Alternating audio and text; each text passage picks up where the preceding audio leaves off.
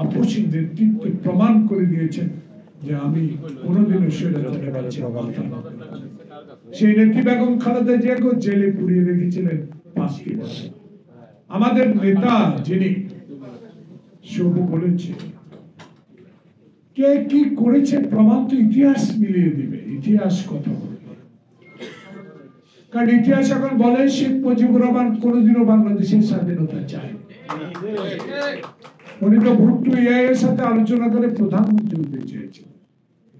তাহলে আস্তে আস্তে শেখ হাসিনাও 2042 পর্যন্ত 41 না 42 পর্যন্ত একটি 41 পর্যন্ত একটি কর্মসূচি তৈরি করেছিলেন আওয়ামী লীগ ক্ষমতাতে।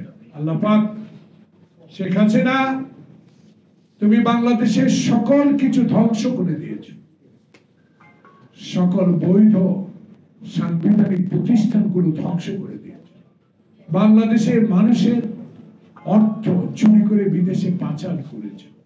আজকে তোমার প্রেতাত্মারা, একটু আগে যে সকল বক্তা বলেছেন, সেই প্রেতাত্মারা এখনো বাংলাদেশে চলমান যে সরকার, অন্তর্বর্তীকালীন যে সরকার ছাত্র জনতা রক্তের বিনিময়ে অর্জিত হয়েছে, সেই সরকারকে অস্থিতিশীল করার জন্য এখনো বহাল তবিয়তে আছেন কেন, এই প্রশ্নটা জনগণ বলা শুরু করেছে। শনিবারে আলোচনা করেছেন ভালো, কারণ আমার নেতা তারেক রহমান তো বলে দিয়েছে বিপ্লবিক সরকারকে পর্যদস্ত করা যাবে না, তাদেরকে ক্ষমতা রাখতে হবে। তাদের এই বিপ্লব যেন কেউ কোন রকম ষড়যন্ত্র করে সরকারকে কোন রকম অস্বস্তি করতে না পারে।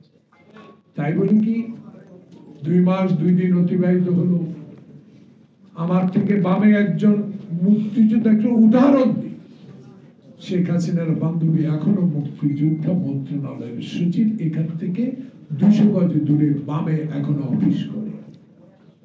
তাহলে প্রত্যাশা আপনার কাছে অনেক। সেই প্রত্যাশা পূরণের সময় যৌক্তিক বলেছে আমার নেতা মির্জা ফখরুল ইসলাম। সেই যৌক্তিক সময় এই নয় যে আওয়ামী লীগের সকল প্রেতাত্মা আবার কোনোভাবে সকল পদে বসে যাবে। এটা আপনাকে খুঁজে বের করতে হবে, খুঁজে বের করা প্রয়োজন। কারণ একটি হাসিনা কিন্তু খুব দূরে না, খুব কাছে। তার কথাবার্তা ইদানিং আরেকটা রেকর্ড আমরা সামাজিক যোগাযোগের মাধ্যমে দেখতে পাচ্ছি। এইসব কথাবার্তা মনে হচ্ছে যে হাসিনা এখনো বাংলাদেশের ক্ষমতায় আসার জন্য আরেকটি ষড়যন্ত্র শুরু করেছে। তাই এখানে বক্তাদের কথার সাথে জনগণের কথা এক, আওয়ামী লীগকে নিষিদ্ধ করতেই হবে। আওয়ামী লীগ আমার সৌদি আরবকে ফেরত দেয় নাই, আওয়ামী লীগ আমার ইলিয়াস আলীকে এখনো ফেরত দেয় নাই। তারা কোথায় রেখেছে তাকে কোনো উত্তর আমরা আজও পাইনি।